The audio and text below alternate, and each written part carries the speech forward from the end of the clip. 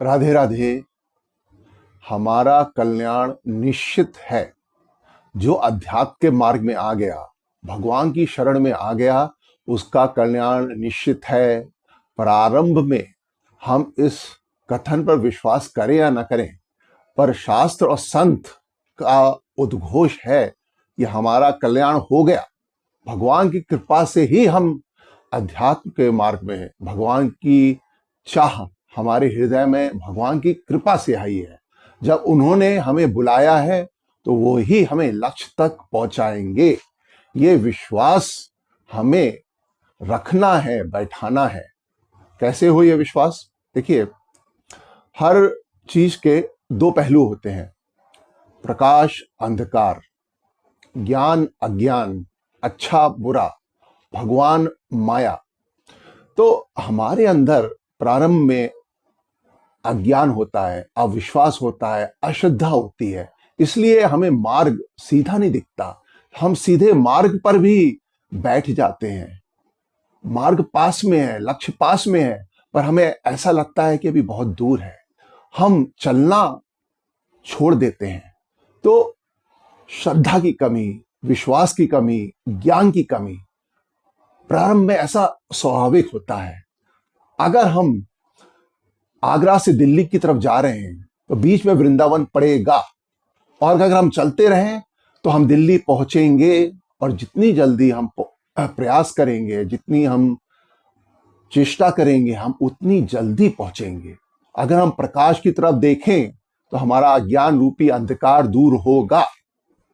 अगर हम अविश्वास में, अश्रद्धा में आंखें बंद कर लें, अपने आप को कमरे में बंद कर लें, तो स्वाभाविक है कि हमारा मार्ग रुक जाएगा।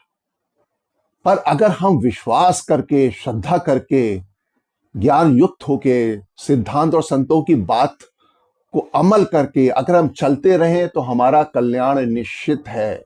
और जिसने ये विश्वास बैठा लिया और व्याकुलता बढ़ा ली, भगवान की कृपा उसको शीघ्र मिलती है, अनुभव में आने लग जाती है। तो आते हैं, समझते हैं इसकी प्रक्रिया क्या है, होता क्या है। जैसा अभी मैंने कहा था कि प्रारंभ में अज्ञान, अश्रद्धा, अविश्वास हमारे मन को घेरे रहता है, इसलिए हमें रास्ता साफ नहीं दिखता है, सीधा नहीं दिखता है। हम रुक रुक जाते हैं, बैठ जाते हैं और निराश हो जाते हैं। परंतु ऐसा नहीं है। देखिए, जैसे जैसे हम इस मार्ग पे चलेंगे, जो जो गाइडलाइंस हमें संत और शास्त्रों ने दी हैं, अगर हम वो गाइडलाइंस को फॉलो करेंगे तो हमारा जो मन है वो ज्ञान युक्त होगा, सरल होगा, और हमारी श्रद्धा, विश्वास बढ़ेगा, जिससे हमारी साधना को गति मिलेगी और हम एक दिन अपने लक्ष्य को पहुंचेंगे। हमारी गति केवल हमारा अविश्वास और अश्रद्धा ही कम कर सकती है। तो इसका मूल कारण जो ये अविश्वास, अश्रद्धा, अज्ञान का है कि हमारा मन बहुत गंदा है। और ये गंदा कैसे है?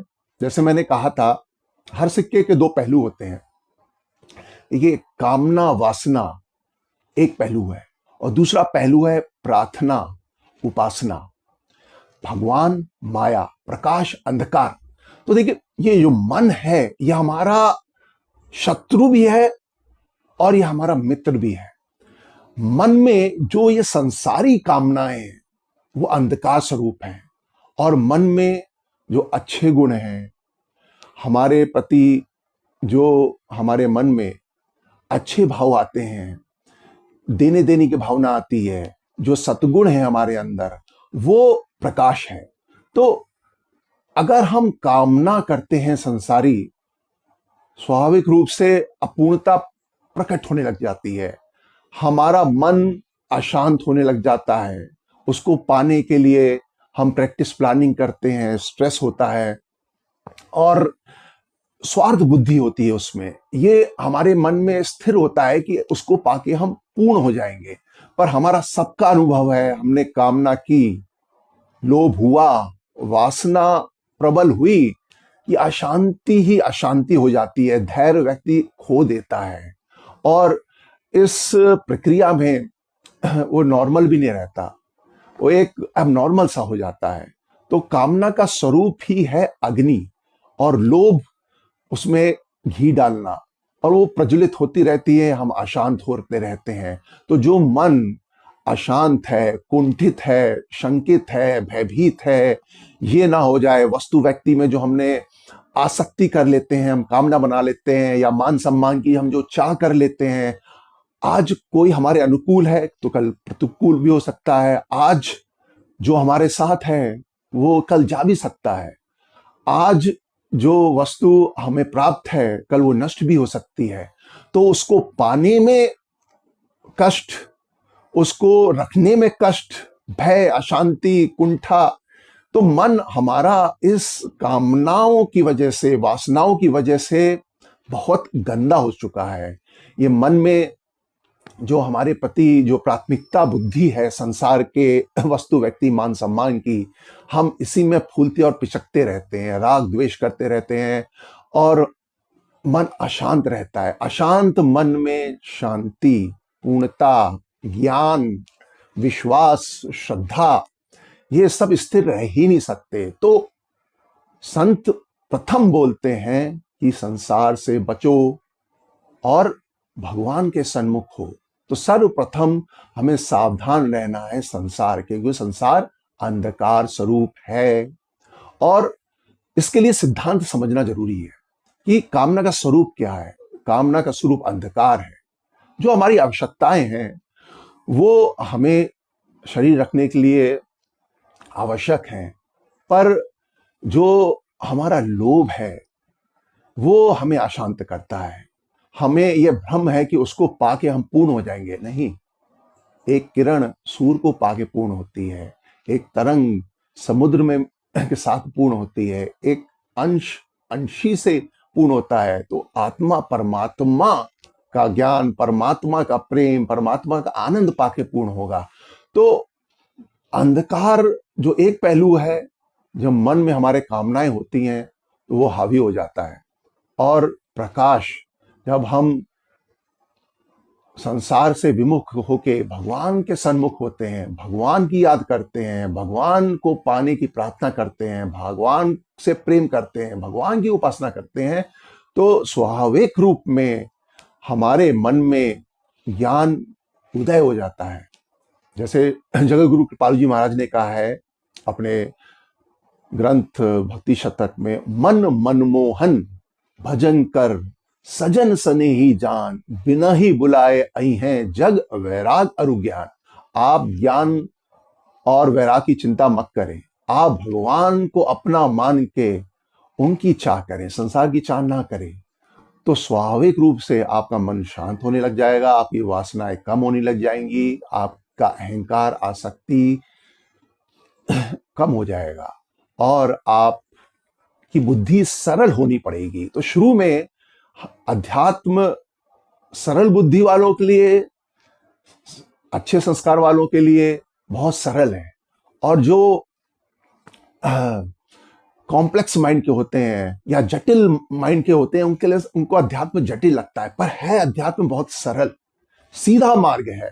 अगर हम संत और सिद्धांत की बात पे विश्वास कर लें, बस एक सिद्धांत गुरु ने कह दिया, हमें सेवा करनी है, इसी गुरु आज्ञा से हमें भगवत कृपा मिल जाएगी कि शरणागति हो जाएगी, हमारा अंधकार खत्म हो जाएगा, हम ज्ञान युक्त हो जाएंगे, और सीधा रास्ता हमें दिख जाएगा। हम उस पर चलते रहेंगे, हमारी शरणागति बढ़ती रहेगी, हमारी व्याकुलता बढ़ती रहेगी, वही नाम लेने में, वही ध्यान करने में हमें आनंद की अनुभूति होने लगेगी।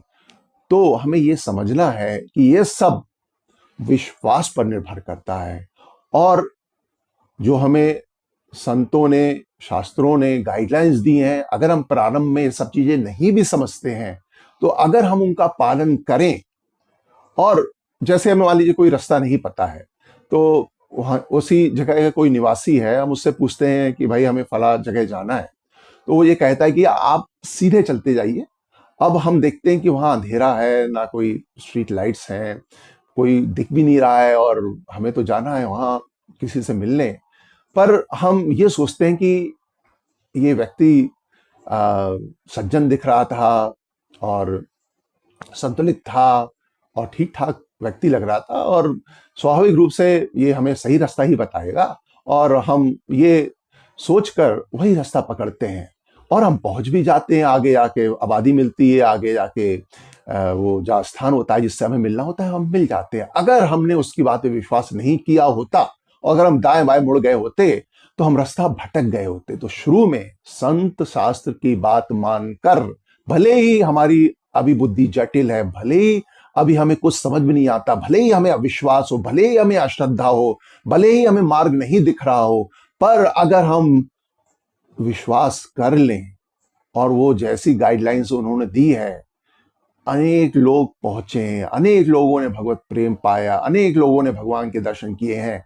तो अगर हम ये बात समझ के जो रास्ता उन्होंने हमें दिखाया है, वो अगर हम उस रास्ते पे चलें तो एक दिन प्रकाश होगा, एक दिन हम ज्ञान युक्त होंगे, एक दिन हमारी श्रद्धा पूर्ण होगी, एक दिन परम व्याकुलता से भगवान की कृपा अवतरित होगी।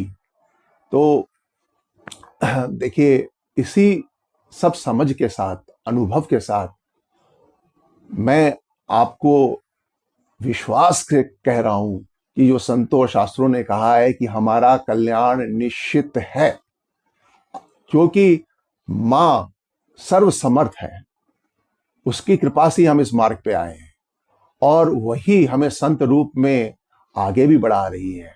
भले ही हम अज्ञान, अविश्वास, अश्रद्धा और अवगुणों से गंदे हैं, पर अब क्योंकि हम मां की शरण में आ गए हैं, तो मां अब हमें स्वच्छ करके अपनी गोद में ले लेगी, अपना दर्शन भी देगी, आएगी भी, प्रेम भी मिलेगा और हम पूर्णता को प्राप्त होंगे। राधे राधे।